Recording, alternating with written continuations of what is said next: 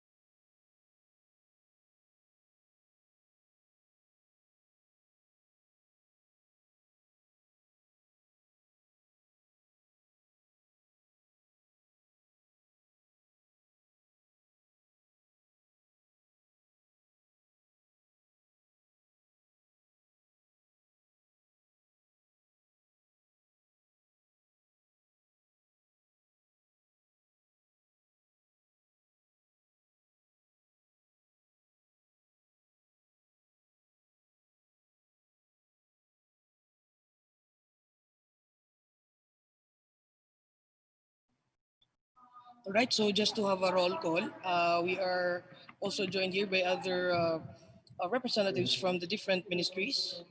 Um, we have here the representative from the Ministry of Public Order and Safety, Sir Jamal Ali. Thank you so much for joining us here today. And also, Miss Bai Queen Ajiza Piang. And of course, we are also joined here by Major Melbeth from the Philippine National Police, Pro Bar. And a few moments from now, we'll be starting this online conversation. And speaking of this, we will be joined by our very inspiring and promising speakers from the Bangsamoro government. Joining us here will be Minister Attorney Raissa Jajurie, the head of the Ministry of Social Services and Development, and also Sir Marjanie Macasalong, the current head of the Bangsamoro Youth Commission and also a member of the Bangsamoro Parliament. And just to give you a brief background, our host will be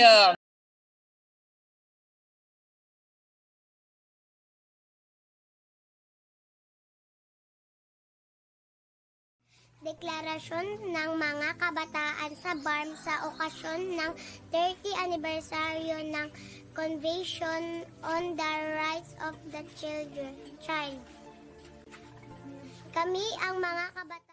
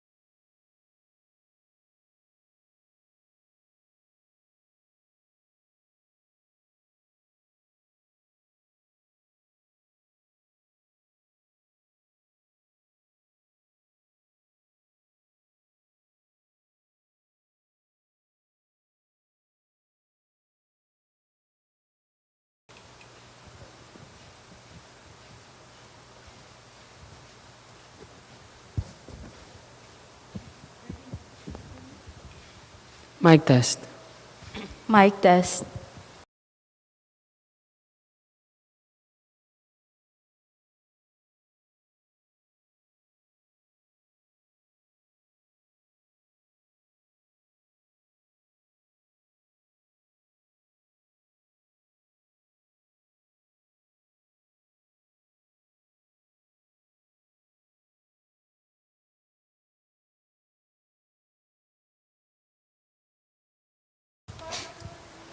Magbilang muna tayo. 1, 2, 3, go.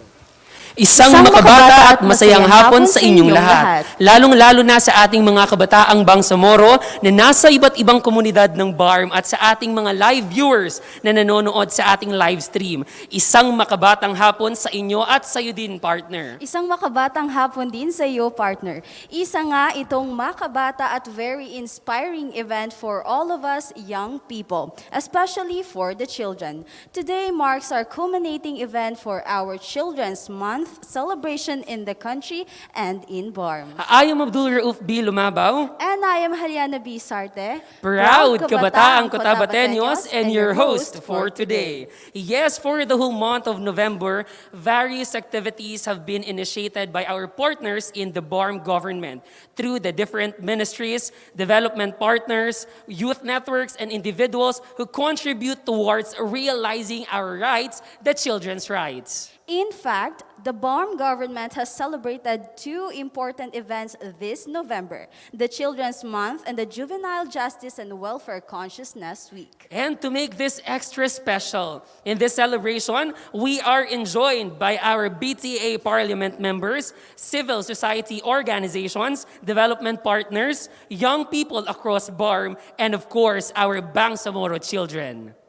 So, to start, we call upon our brother from the Markads Abdulaziz bin Muhammad Arasid Quranic Memorization Center, Omar Imran, to lead the reading of Quran and our prayer.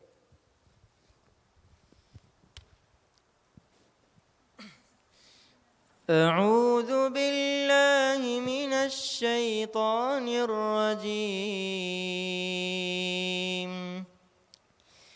قل اللهم مالك الملك تؤتي الملك من تشاء وتنزع الملك ممن تشاء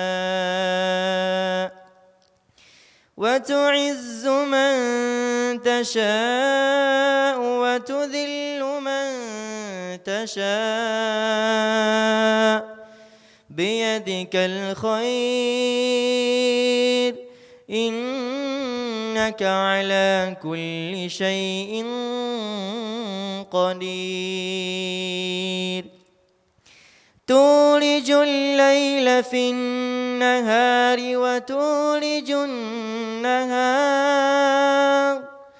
وتولج النهار في الليل وتخرج الحي من الميت وتخرج الميت من الحي وترزق من تشاء بغير حساب لا يتخذ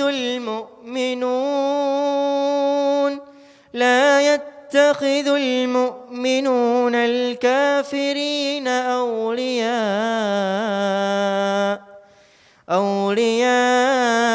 من دون المؤمنين ومن يفعل ذلك فليس من الله في شيء إلا أن تتقوا منهم تقاه ويحذركم الله نفسه وإلى الله المصير قل إن تخفوا ما في صدوركم أو تبدوه يعلمه الله ويعلم ما في السماوات وما في الأرض والله على كل شيء قدير يوم تجد كل نفس ما عملت من خير محضرا وما عملت من سوء تود لو أن بينها وبينه أمدا بعيدا ويحذركم الله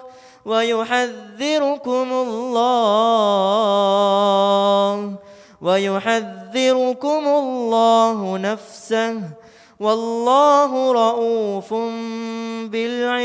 بالعباد قل إن كنتم تحبون الله فاتبعوني يحببكم الله ويغفر لكم ذنوبكم والله غفور رحيم صدق الله العظيم. Mga kababayan, ang pambansang awit ng Pilipinas. Kayang magiliw, ewas ng sinakalan, alam ng puso, sa titik mo'y buhay.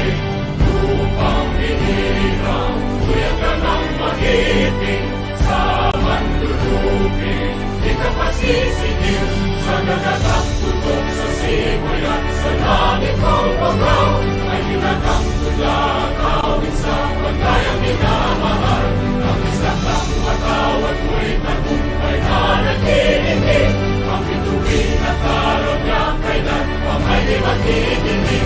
Lumanang araw ng walhabing pagsinta, mo'y langit sa piling ko. Ang higaya na pagkay mga aking, ang mamatay ng dahil sa'yo.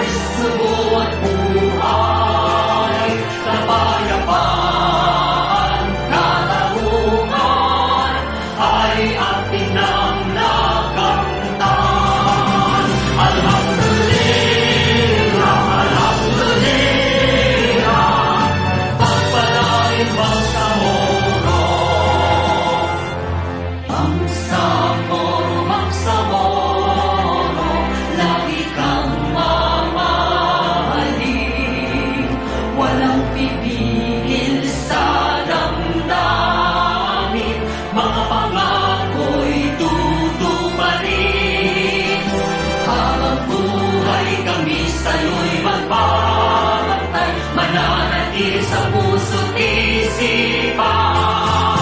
Ang kahapong humimlay na nagbuwis ng buhay, nasa piling na ng may kapal. Bangsamoro'y tagumpay, bunga ng pawis, subo at buhay. Kapayapaan, katarungan, ay atin ang nakamtan.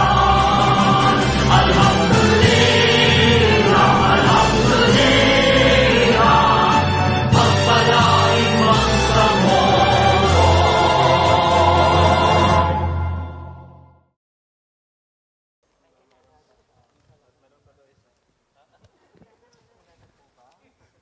Okay.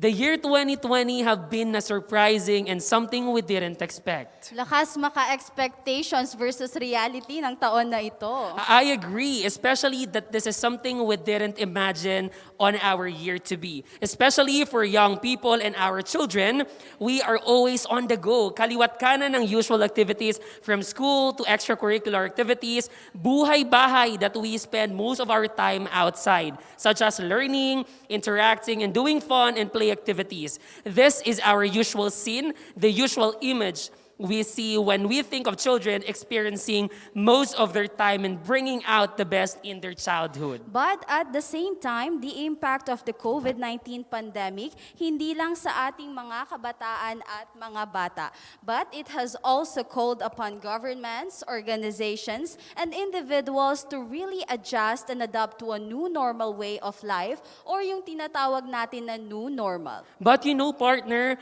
as we say, no pandemic can stop us. We will adapt and we will continue our engagements. We will continue to take part in action. We will continue to speak out the voices, not only the vulnerable, but most especially that our children, the future of this generation. So to get a glimpse of what our young children and the youth is speaking out today, let's all watch this.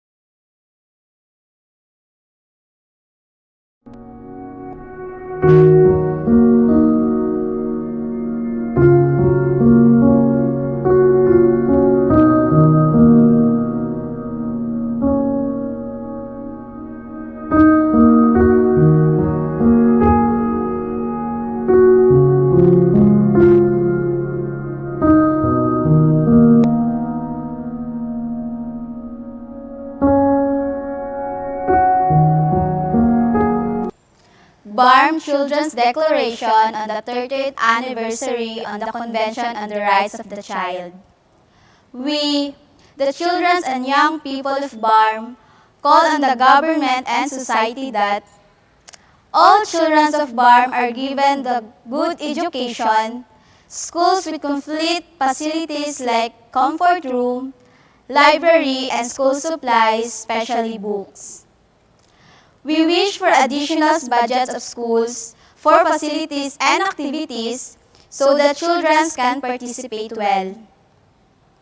We wish for good roads and bridges going to our school. We hope there will be enough teachers and guards so that we feel safe in our environment and able to focus on our studying. We hope for an inclusive curriculum, support to madaris, and be sensitive with children with disabilities, regardless of gender. We hope for an ALS or alternative learning system. Scholarships and vocational courses are made more available so that all children will be able to go to school. Children should not experience poverty and should not be hungry. We wish for our parents are given livelihood opportunities. We hope that more people can benefit from 4-piece program or Pantawid Pamilyong Pilipino program in BARM. We want lasting peace and that war and redo should end. We hope that no more children die or injured because of bullets or bombs. We are tired to be evacuated or displaced from our homes. We hope that children are given love and attention so that will not be recruited into terrorist groups. We hope that children affected of war are provided with immediate assistance. We hope that the officials of government will be responsible in carrying out their duties and avoid corruption. We hope that the implementation of laws is strengthened and those who in position of powers and leadership will do their jobs well. We hope that our parents have access to the right information to care for us so that we grow with the love and care and not be neglected. We also hope that the other adults and even our fellow children will be taught about children's rights to prevent all forms of abuse, violence, and exploitations against children. We want to be listened to and included in finding solutions to the problems of our communities. We hope those children who are voiceless are given attention and taken care for, like street children, those who are forced to work despite their young age, those who get into drugs, cigarettes, and alcohol, those who are experiencing early pregnancy, and those who marry early.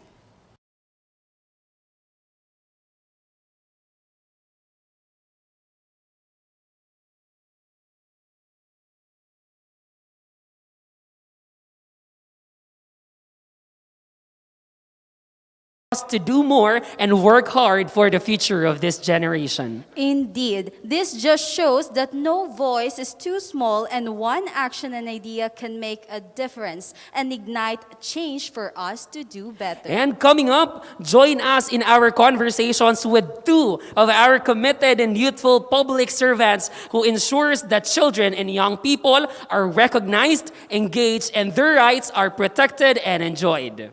Joining the conversation is the Minister of MSSD, Deputy Major Leader of the Parliament at partner.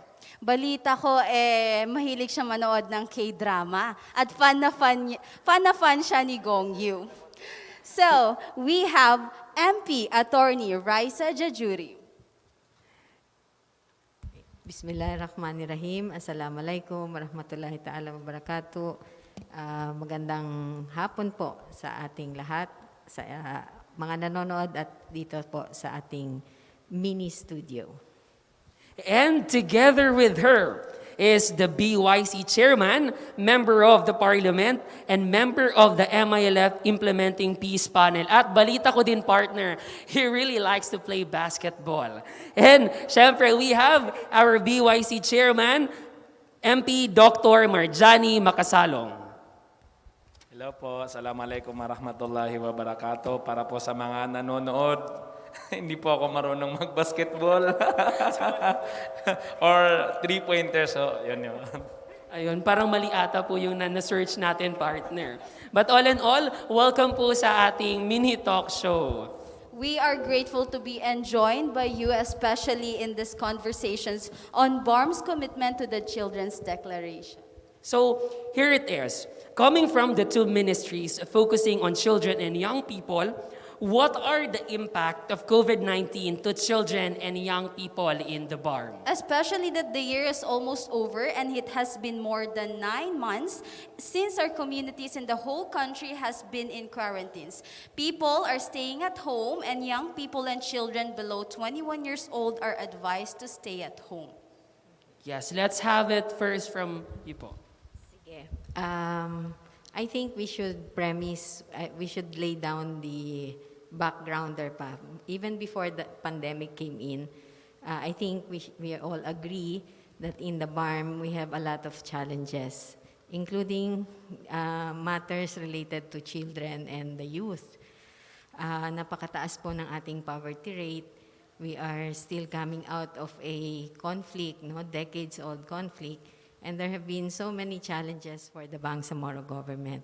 And then here comes the pandemic, at nabulabog po ang buhay natin mas lalo. I think in terms of non-health muna na impact, because of the pandemic, there were several lockdowns because of the quarantine policies. So ang ibig po sabihin niyan, the parents or the guardians of the children and youth who are the ones taking care of them, who are the ones earning a livelihood for the family, are not able to do so. And that means even more poverty, mas nalugmok po sa kahirapan, and the nutrition, yung health po din ng bata will be affected by that because you do not have enough resources for food for the children. They are not able to go to school, so natapos po, medyo nangangapa pa rin tayo even when we have the alternative modes of education. It's very hard for people to travel, particularly dun sa early stages. You're not able to access health facilities, for example. Yung mga immunization programs had to stop. And I think we should also highlight the fact that when people are quarantined, yung mental health po nila ay affected, including children who are usually sociable, They have friends, they have school, where they meet their classmates, and then that all ended during the pandemic. Yes, indeed. Actually, partner, that's what we miss when doing the classes. Nung pagpasok nitong pandemic is that we cannot be able to see our friends, which is usually mas nagiging marami tayong learnings pag mas nagiging enjoy yung ating klase. So I think it is really important to know about this. And also, we also want to ask similar question to our BYC that what was the impact of COVID-19 to the young people in the BARM? Thank you very much. I think everywhere you go, you will encounter that kind of question kung ano talaga yung naging impact ng COVID-19 sa mga, let's say, sa bawat sector, even in our case, yung children at saka yung youth. More or less the same answer, but what I want to highlight here is that, for example, yung mga bata, talagang yung nakasanayan nila, for example, na naglalaro or pumupunta ng mga kids zone, for example, sa mga mall na every month na, let's say, at least once a month, hinahanap na nila ngayon eh. And I don't know if they really understand the term COVID-19, but if you say COVID, then like, so, but you will really see na talagang yung mga, kasi hindi rin basta-basta makalabas eh. Kahit doon din sa kapitbahay, hindi rin tayo sigurado. So, it's really a challenging one. Di natin,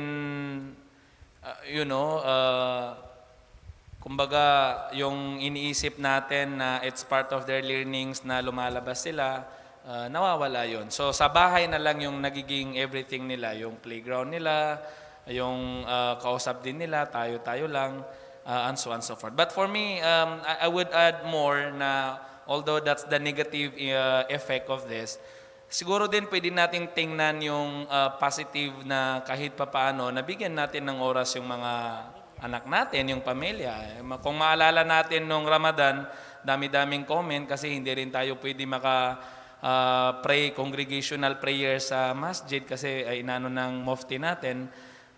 Sinasabi ng mga tao na pwede pala mabuhay na hindi hindi nakakalabas or hindi nakakapunta ng mall.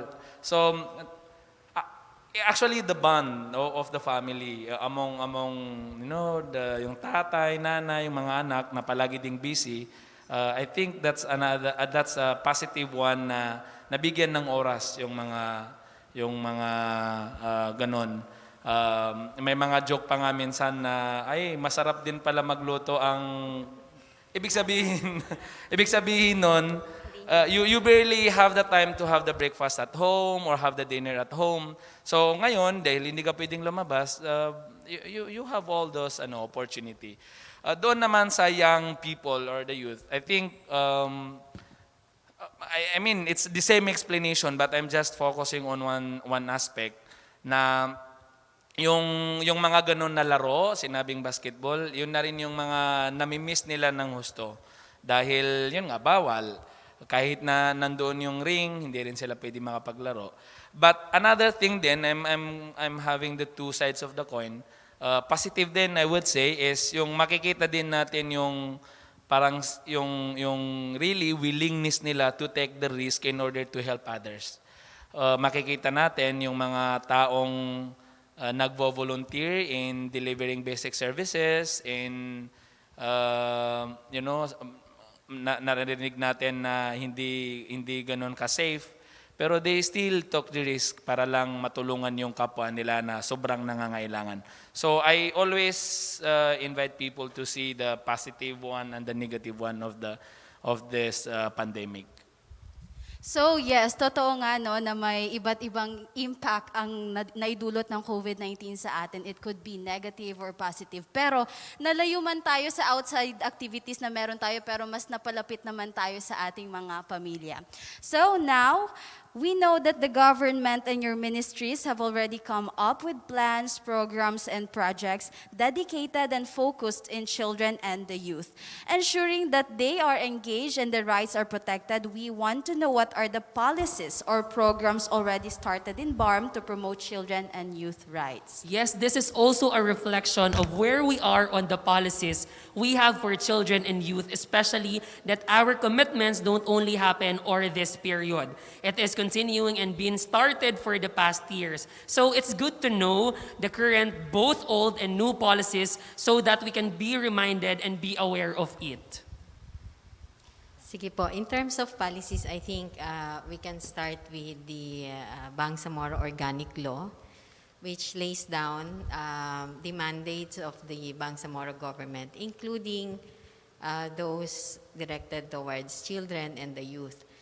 Siguro si chairperson of the Bangsamoro Youth Commission ang mag-elaborate for the youth.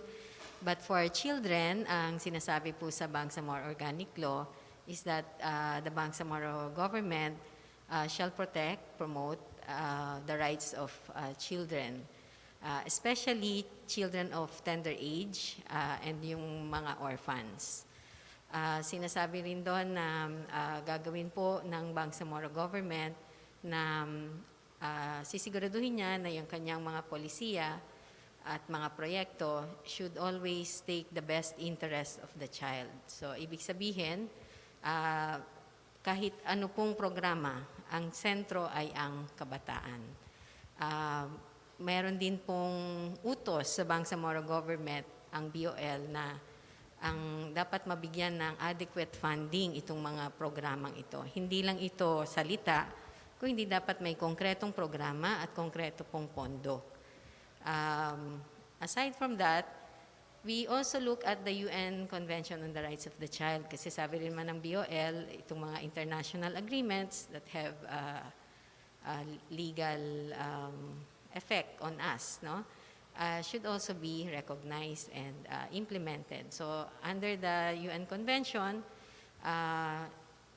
marami pong rights ang mga kabataan na nakalagay doon, and including those in relation to the right to survival, the right to protection, right to development, and right to participation. So we abide by that, and we will look at that as a standard in all our programs and policies.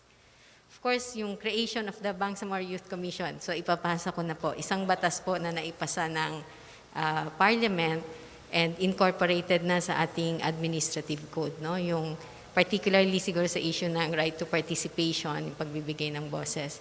So I hand it over to the BYC Chair. Thank you very much. I think this is one thing that we really need to inform our constituents of what we've got. Number one, in the Bangsamoro Organic Law as far as the youth is concerned. Kasi talaga naman makikita natin doon na yung sector natin ay nabigyan ng napakahalagang consideration sa Bangsamoro Organic Law. If we start, mayroon kasama ho tayo, specifically mention na kasama ho tayo sa Bangsamoro Transition Authority, kasama din po tayo sa Council of Leaders, kasama din po tayo doon sa i-create na ASAP ng Transition Authority na opisina para po matugunan natin yung mga concern issues at pangangailangan ng mga kabataan. And true enough, despite of the busy schedule ng Parliament, kasabay ng mga administrative code, pagpe-prepare, yung mga resolution na tinitingnan din natin na importante, alhamdulillah, na-create ho yung Bangsamoro Youth Commission sa earlier part ng gobyerno natin. So now we have the Bangsamoro Youth Commission na alhamdulillah, far from, it's a stronger office than the OBYA, the Office of the Bangsamoro Youth Affairs in the ARMM, naging autonomous fiscal, it has a fiscal autonomy, naging the office itself, the foundation, if we can really make use of this, then inshallah matutugunan po natin yung mga pangangailangan ng mga kabataan. And then when you talk about institutionalization, yung Bangsamoro Youth Commission, tapos mayroon din ho tayong gilaunch na Bangsamoro Youth Transition Priority Agenda, yung BYTPA for the year 2020 to 2022. Nakalatag po doon yung mga priority agenda ng opisina, the other ministries that we should be coordinating with, like focusing on health, education, governance, and the security aspect, and then the active citizenship. Lahat po yun ay in-institutionalize natin para po hindi lang sa isang basis na programa, but we are going to make sure na kahit po much more pa po in the future. Number 3, which is very important to mention, is the YCC, yung Youth Coordinating Council.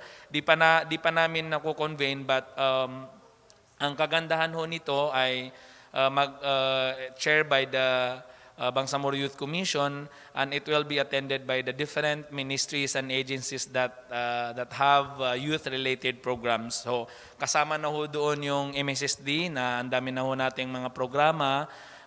We collaborated and through partnership na ini-implement na natin. Actually, kung totoosin, nakikita ng mga kabataan ngayon na they are not, hindi lang yung sila yung beneficiary ng mga tulong na binibigay sa kanila, but they are the main parang sila na ho yung nagli-lead in distributing those kind of assistance para po sa mga kababayan natin at para po sa mga kabataan. So nakita natin na they're not merely beneficiaries, but they are actually the main, so to say, actor in delivering the basic services for their constituents. Wow, thank you very much. You know, partner, the reason why we ask this is that we want to feel safe, we want to feel secured. And sa katulad nga po ng inyong mga sinabi, lalo na po doon sa quote sa line na pinaka-quote ko po sa lahat, that all of these policies were really the center is the kabataan. That's why we really want to say that we feel safe right now because of those policies that was being created. And now, as we celebrate the Children's Month this November, and we just heard earlier the declaration or voices of young people and children about their rights, we wonder, what are your commitments in response to this call of declaration? Sige, siguro as a backgrounder, itong Children's Declaration was presented to the Parliament, no? Last year, bahagi po ng National Children's Month celebration last year.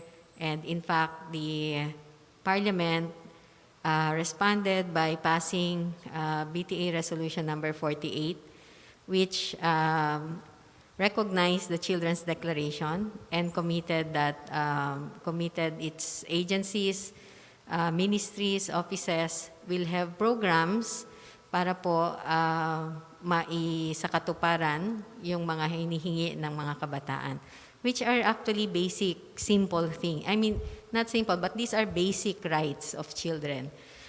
On the part of the Ministry of Social Services, because of the bigger resources that we have compared to 2019, may mga proyekto po talaga tayo na naisagawa at ginagawa pa rin hanggang ngayon dahil po sa pandemya medyo na-move yung ilang mga activities.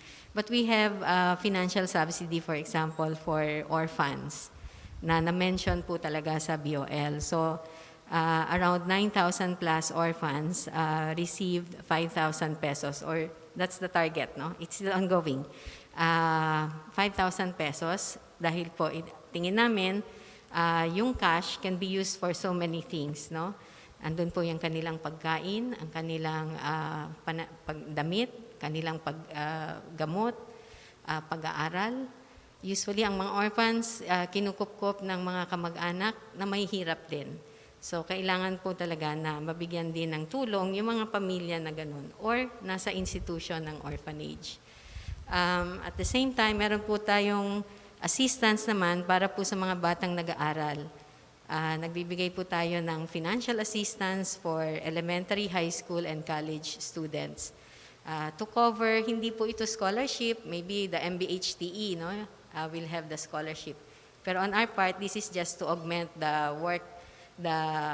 expenses, no, the cost of going to school or buying materials, going to the internet cafe for online classes, kasama po yun. We continued the supplementary feeding program. Yung mga daycare learners po kasi, nakakatanggap po yan dapat ng supplementary feeding. Pero dahil pandemya, sarado po ang mga daycare centers. Nagbigay po tayo ng dry ration ng bigas at munggo so that sa bahay na nila po kakainin yon, lulutuin ng kanilang mga magulang. Mga 90,000 learners po ang target na mabigyan at ngayon ay binibigyan. Marami po tayong mga locally stranded individuals during this pandemic, and many of them are children as well. So they benefited from our interventions, pagbibigay po ng mga hygiene kit, wash facilities. Naiba po nga ang ating programa, meron din tayong nilipat na mga programa towards livelihood because as I said, marami pong mga pamilya ang mas lalo pang naghirap nung nawalan ng trabaho or nawalan ng benta. Kaya meron po tayong Bangsamoro Sagip Kabuhayan which provides seed money para po sa mga gustong magbuo no, ng isang micro-enterprise. At meron din po, nakita yata natin sa video kanina, yung monthly stipend po para sa mga persons with disabilities. And we were surprised to see na maraming kabataan, maraming batang PWDs who were enrolled in the program. This will provide them with financial assistance again, pero monthly po ito. Same with the orphans, monthly yon, yung 5,000. But for the PWDs, to augment po yung kanilang medical needs, it's 500 pesos a month. And that's a program that not even the national government has at the moment. So marami po, no? Siguro yun na lang muna ang aking sasabihin for now.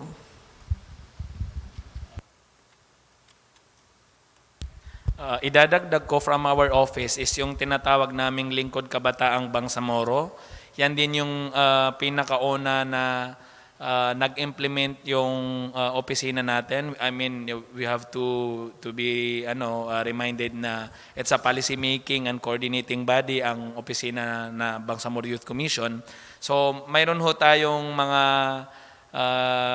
for certain reason, we are allowed to implement certain programs katulad ho ng ganyan para ho dyan sa mga kabataan din na sobrang nangangailangan. At one good thing din dito is that yung mga organizations na partner natin sa ground, sila ho yung tumulong sa atin mag-identify. So yun ho yung sinasabi namin kanina na hindi lang ho sila recipient, pero yung mga pinapartner natin sa baba ay tumutulong din sila sa pag-identify sa mga kabataang nangangailangan at sila ho yung nagdi-distribute. So ibig sabihin, pinopromote natin ng tulong sa mga kabataan at the same time, tinatarget ho natin yung mga medyo may kayang organization at individuals para po tulungan tayo sa pag-deliver at pag-distribute ng ating relief operation. Nang sa ganun ay ma-empower sila at mas lalo nilang maramdaman na kasama ho sila sa pag-implement ng ating programa. Yes, thank you very much. What a fruitful conversation. You know, nabalitaan ko nga din po that the registrants of the organization in the Bangsamoro Youth Commission reached many. Ang daming nakapag-register kasi parang naging trending po ata yun sa social media when their BYC opened the registration for the organization who wants to register. Parang nag-trending po siya. And ilan na po ba yung naabot natin, sir? Yan nga more than 1,000, 1,360 plus something. Basta more than 1,000 buong arm ang nag-register sa atin na youth organization, youth serving organization. So, ini-screen pa po. We did not expect na ganun talaga kadami. So until now, hindi pa po namin nailabas kung sino yung nag-fall doon sa criteria qualifications para po mabigyan ng accreditation. Yes, thank you very much. Those are the things that we young people and the children should know. And it's really inspiring to know that these are present to help, protect, and empower us. I agree. We just learned about the current policies and we know that there are more to come. So we wonder, what are your future activities or plans from your respective ministries in the context of the youth and children moving forward? Yes, because I'm actually excited in looking forward it, not only the current but also the upcoming. What's next for us? In terms of programs po, we will continue the same programs kasi mukhang natumbok po namin yung mga pangangailangan talaga sa edukasyon, at iba pang mga sa ibang programa, no, na education, yung health needs nila, yung medical needs nila. So continue po 'yan. And in fact, we will try to reach more beneficiaries. Siguro ang hindi ko lang na-mention din kanina because we are also celebrating, no, the Juvenile Justice and Welfare Week. We also have a program for children in conflict with the law. So ito po yung mga kabataan na nahuhuli in relation to a criminal act, so to speak, pero titingnan po, i-assess po sila kung, well, una, kung sila ay walang criminal liability because of the age and because of lack of the discernment on their part. And that is part of the work of the ministry. So we're working with the different agencies as well. So ini-strengthen din po namin yung institutional relationship namin with the other ministries as part of the Social Development Committee ng Bangsamoro Economic and Development Committee. Committee. So continue po yon, itong mga programang ito, and we will try to reach more children and more youth who are vulnerable and who need protection. How about from the BYC?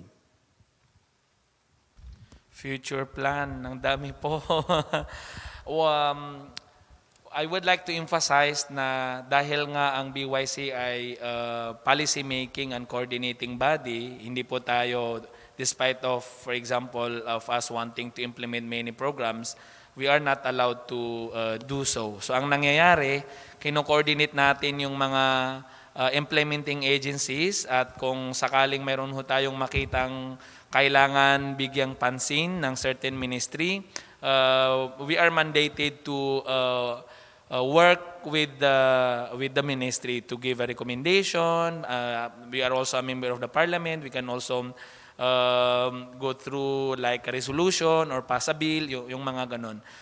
Yun yung isang future plan namin na paano palakasin, i-convene at palakasin yung Youth Coordinating Council, kasi doon natin mas mabibigyan ng mas marami pang programa yung opisina or yung mga kabataan, dahil yung mismong implementing agencies po yung mako-coordinate natin, mapapartner natin at in different field and area. So for example, under the Bangsamoro Youth Transition Priority Agenda, nangunguna doon yung health. Kung may mga programa po yung Ministry of Health na related po sa youth, tinatap ho nila tayo, pinapartner po nila tayo para yung ministry nila at yung opisina natin ang mag-implement. Actually, nakarami na ho kami with the Ministry of Social Services. Marami na ho tayong ini-implement at tinitingnan po natin dahil nakita natin na effective nga doon sa baba, tinitingnan natin to continue that kind of arrangement. Mayroon din po kaming tinitingnan na program with the MBHTE, lalo na ho yung TESDA, vocational courses or technical courses, dahil kailangan po ito sa mga out of school youth na dami po sa atin. So nasimulan na ho yan, may mga initial na hong discussion, may mga yung sa MILG dahil sa ISKI program, may napirmahan na ho kami ng MOA na we will work together with the Ministry of Interior and Local Government as far as the programs related for the ISKI are concerned. So mayroon na hong napirmahan, ngayon ang hinihintay lang po natin is really to implement those kind of programs. Marami pa po, like MAFAR, MOLE, MTIT for yung mga ganon na tourism, for example. Meron ho tayong mga initial na discussion, and inshallah we will do the same arrangement with as we have right now with the MSSD. Sige, thank you very much. You know, we wish everyone a good health para yung what's next for us will really happen. You know, I just like the terminology, what's next for us. And also, sa ating mga viewers sa Zoom, magparamdam naman po kayo sa amin through commenting on the comment section below, because we are live via Facebook page. Live tayo sa Bangsamoro Government, MSSD, BYC, and UNICEF Facebook page. And thank you for the insights, and this conversation is really good. I learned a lot and I feel motivated more than ever. And really looking forward to what's next and how we can take part of this to be sustained and realized. I agree. And we know that there might be questions or insights also coming from our audience. We would also want to hear from you. Yes, for any questions or insights, Feel free to raise your hand via Zoom, step forward, and share it to the group. Our guest would be happy to answer, share, and respond. But we will only get 3 questions at most, so don't be shy, stand up and speak out because your voice matters. Yes, katulad nga ng laging nire-remind sa atin ni You Report Philippines, our voices always matter. Kaya sa ating mga live viewers, wag po tayong mahiya na magbigay ng ating komento, suggestion, questions sa ating comment section para po mabasa natin and our speakers or our guests can be able to answer it. But before anything else, can we have the shout out daw po muna? Ma'am, shout out po tayo. Yes, ayun, tayo pa rin ay live dito sa SKCC and akin na po yung cellphone. Yung cellphone po. Ano po yun? What do you mean? Ayun.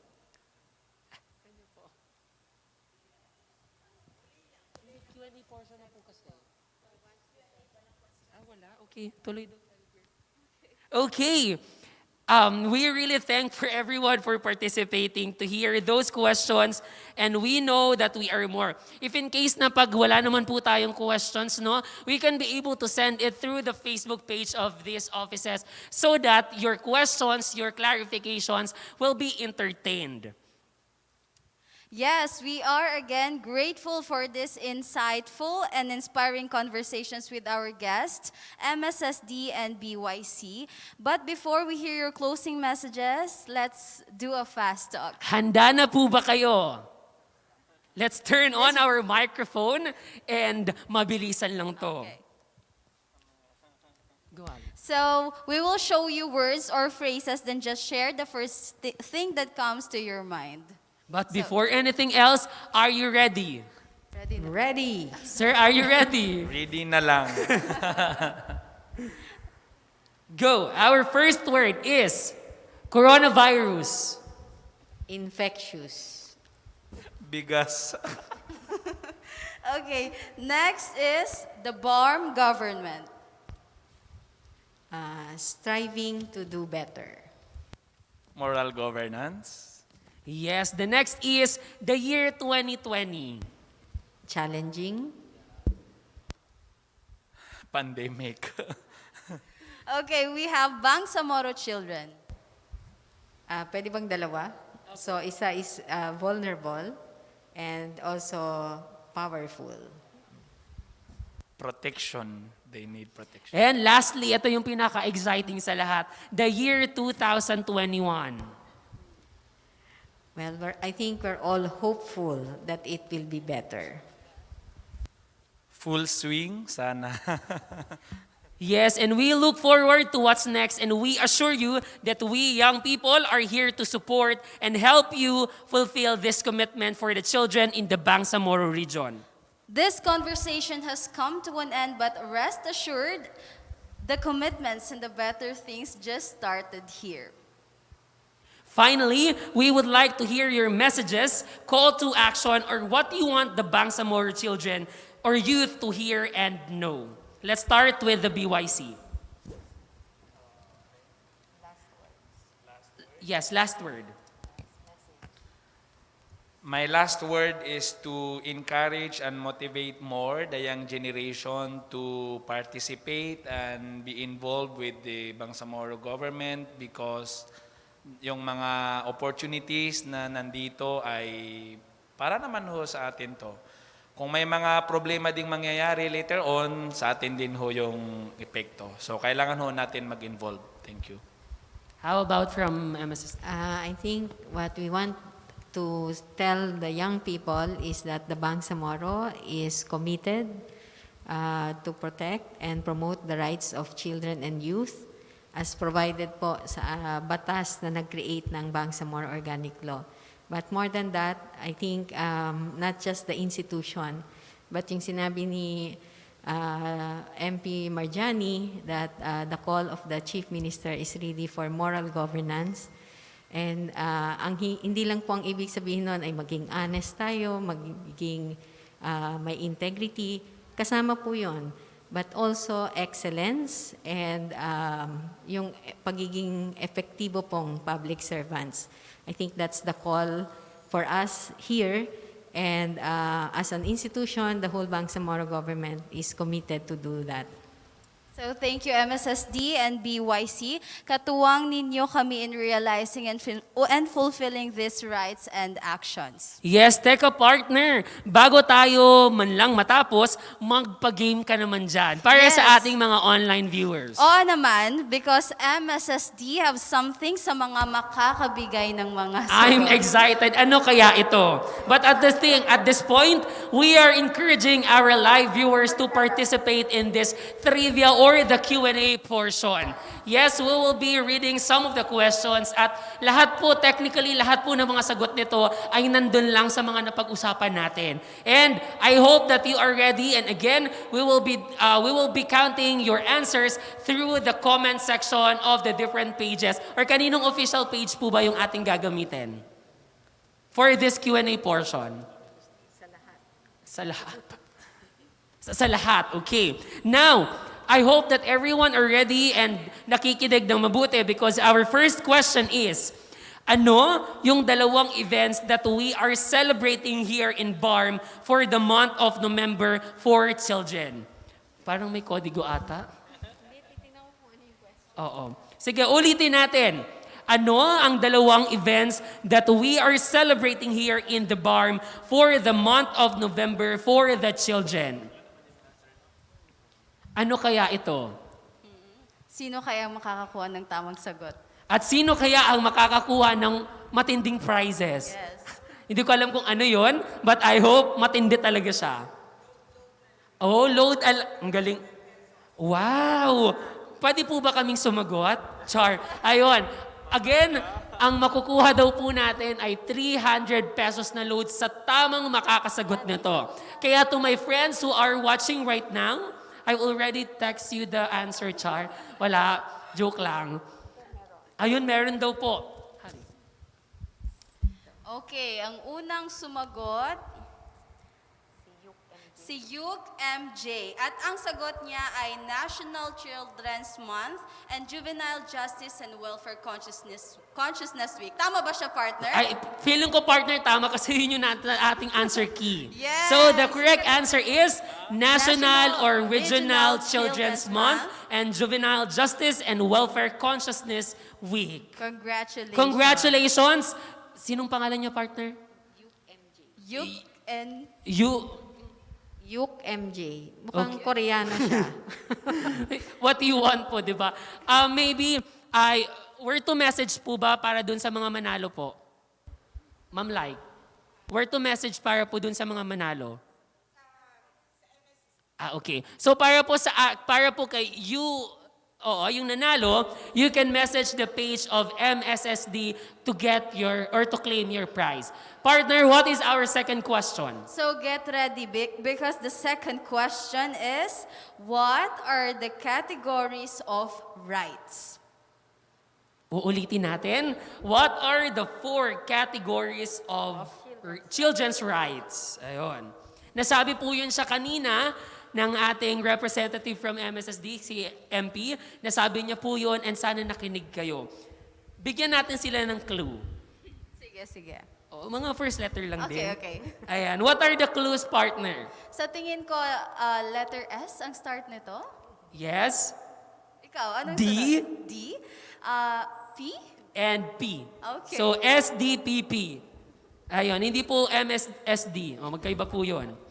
Ayun. Sige, again, what are the 4 categories of the children's rights? These are the letters SDPP. Ayan. At bawal po sumagot ang mga taga-MSSD. Oo. Ayun. Sige, we're waiting for the answers. And again, guys, so we are now live at the different Facebook page, MSSD, BYC, Bangsamoro Government, and even in the UNICEF Facebook page. We are live. Ayun. And to our Zoom, syempre. So may nakakuha na ng tamang sagot. Ilan sila, ma'am? Okay, siya si Mirna. At ang sagot niya ay First, right to protection, right to survival, right to development, and right to participation. Tama ba? Wow. Yes, partner. Tama. Tamang-tama. Since nabanggit yan sa kanina. Again, ulitin natin. The correct answers are the rights to survival, development, protection, and participation. Kaya nga nagawa ang ating BUIC. Tama po ba? Oo. Sige. Sino po yung nanalo?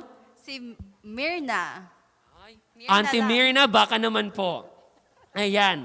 So our third question is, it is legally binding international agreement setting out the civil, political, economic, social, and cultural rights of every child, regardless of their race, religion, or abilities. What is the question? Or what is the answer? Parang baliktad ata. May paklu ka ba dyan? Kasi partner, medyo English kasi siya. So medyo ang dami-daming muna. mga political, economic at medyo. But ang sagot dito ay 5 letters. Siyempre may meaning yun. Okay. Yeah. Oo. Ulitin natin ha. It is a legally binding international agreement setting out the civil, political, economic, social, and cultural rights of every child, regardless of their race, religion, or abilities. I think nasabi din siya kanina. Oo, nasabi rin siya kanina. So, what is the answer? Kailangan ba kumpleto ang sagot? Kahit hindi na siguro. Kasi baka mag-abot tayo hanggang bukas. Oo. Baka pwede rin tayo magsagot, partner. Sige na. No? 300 na load. Yes. O, 300 load po. Dala ko na ang load. Andyan mo. If you want to message me, you can message me. I'll give you the answer and you give me the half of the load. Char. Yes, nasa na ba yung ating mga commentators, Char? Ayan, at the same time, we are also live at Zoom at ang mga participants po natin ay galing sa iba't ibang offices. Parang wala pang nakakakuha ng tamang sagot. O, galing daw po sa office ni MP Latib. Anong sagot? Mali po. Universal National Children's Rights. Mali po. Meron po? UN Convention on the Rights of the Child. bin Rahib Musa sa Bangsamoro Government. Wow. So si bin Rahib Musa sa Bangsamoro Government, sagot, UN Convention on the Rights of the Child. Yes, Tama. tama. Because 150 sa akin, ha? Oo, pahati na lang din po kami. Oo. So the correct answer is the United Nations Convention on the Rights of the Child, UNCRC. So shall we proceed to the next question? Yes, partner, tapusin na natin Okay, to. the last question. What resolution in BARM has been adopted last year giving full support to Bangsamoro Children's Declaration in commemoration of 30th anniversary of the adoption of UNCRC? Medyo Again? mahirap to kay resolution na naman. Yeah, nabanggit to kanina eh. Ah, nabanggit Come on. pa? Yes, nabanggit kanina. Sige, ulitin natin, partner. What resolution in BARM has been adopted last year giving full support to Bangsamoro Children's Declaration in commemoration of the 30th anniversary of the adoption of UNCRC? Yes. Number lang naman to. Oo. Pwede. You can guess from 1 to 50. Oo, you can guess from 1. Sige, para hindi mahirap. You can guess from 20 to 50. Oh. Oo. Yeah. So, from Zoom.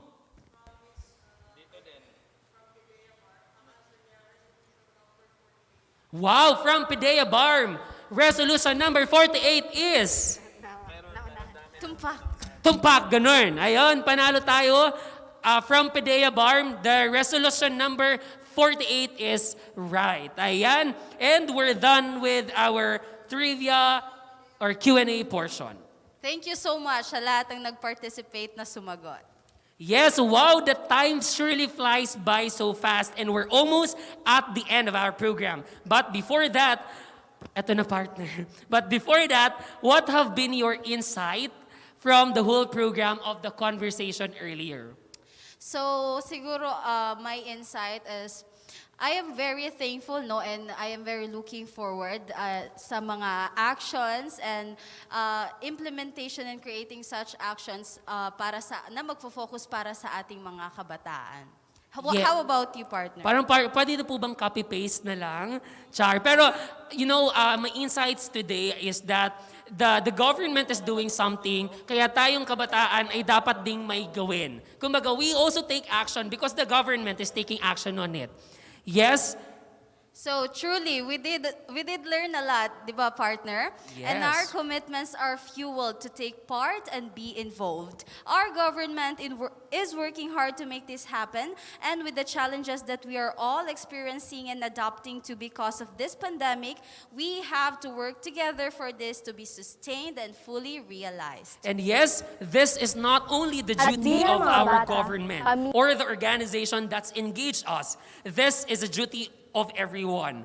No matter what age, what gender, what social status, we have the responsibility to take part and be part in making a better future and community for our children. For us, young people and children, we also have to do our part, as this will not only be possible without our cooperation and commitment. We invite everyone to do your part and refuel your commitment in caring for the children's rights.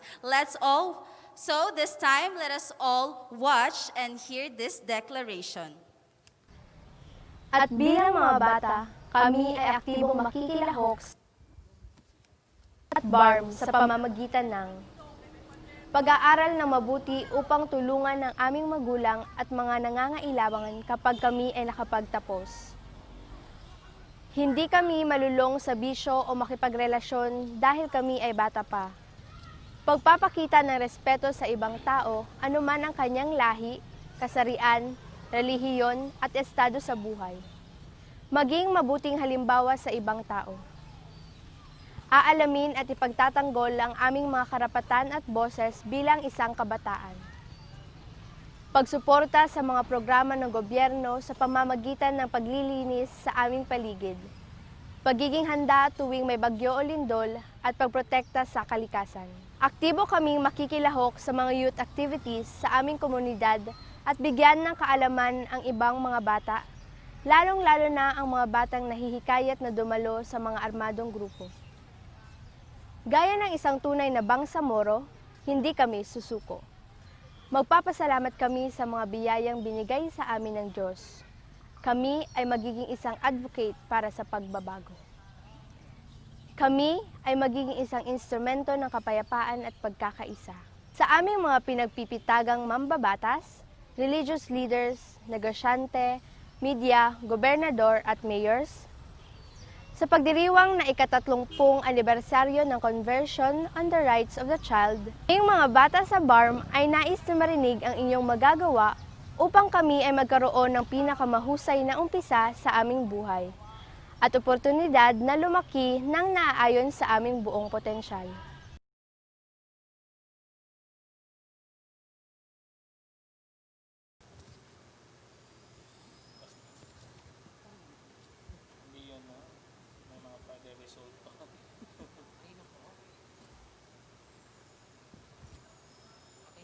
Deklarasyon ng mga kabataan sa BARM sa okasyon ng 30th anibersaryo ng Convention on the Rights of the Child.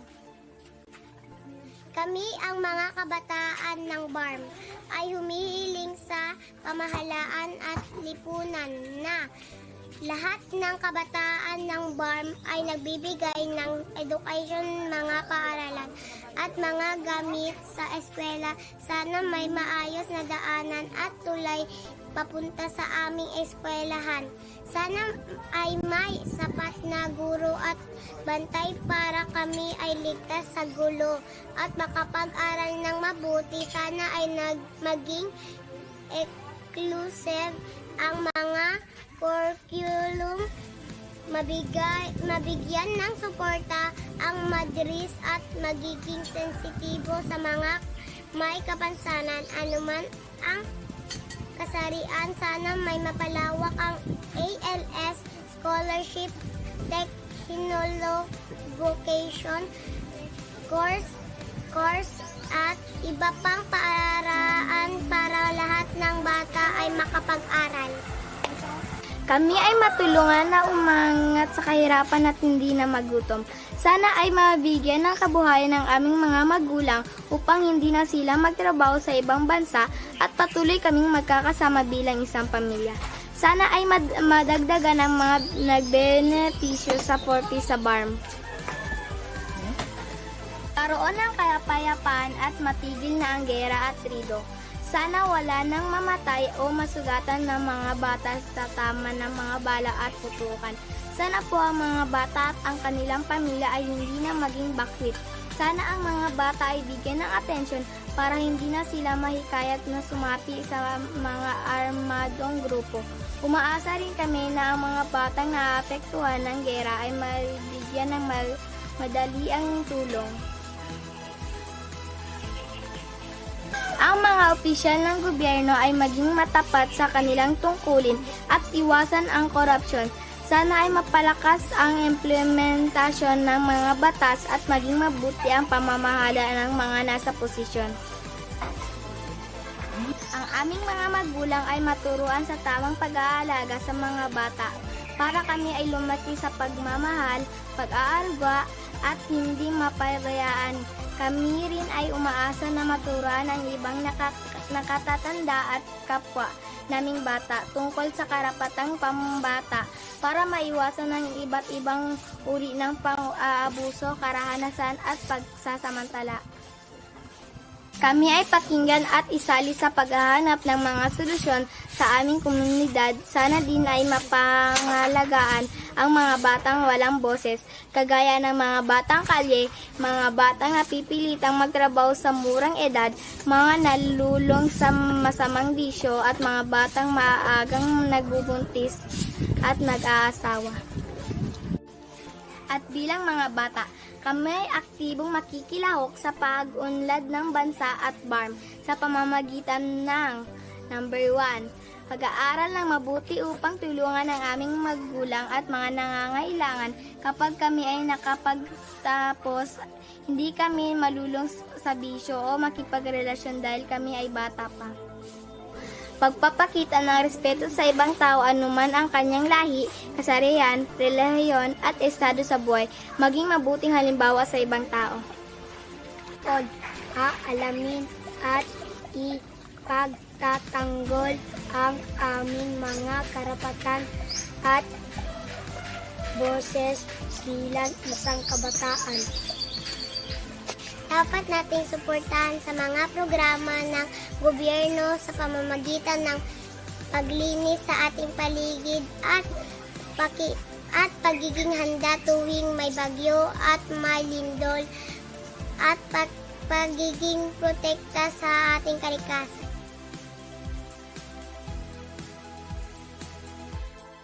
Sa aming mga pinagtititagang mambabatas, religious leaders, negosyante, media, gobernador at mayor, sa pagdiriwang ng ika-30 anibersaryo ng Convention on the Rights of the Child. Kami mga bata sa BARM ay nais na marinig ang inyong magagawa upang kami ay magkaroon ng pinakamahusay na umpisa sa ating buhay. At oportunidad na lumaki na We thank each and everyone who are with us in this celebration. We thank our viewers for tuning in, and we thank all organizations who made this event possible. BARM Government, MSSD, BYC, UNICEF, and the Europort Steering Committee. This program has ended, but it's just the start of something bigger and brighter for the young people in our communities. Let's not forget our commitments, but rather let's work all together for this to happen. And also, please let us not forget to always stay safe and be healthy. The coronavirus is still here, and let's do our part to mitigate this. Don't forget to wear your mask and face shields, practice and maintain social distance, wash our hands and sanitize. Let's keep ourselves safe to keep our families and children safe. This is Abdul Rauf Lumabaw. And this is Haliana B. Sarte. Proud Kabataang Cotabateños. Thank you, and let's continue making youth and children's voices matter. And before we end, let's watch this video.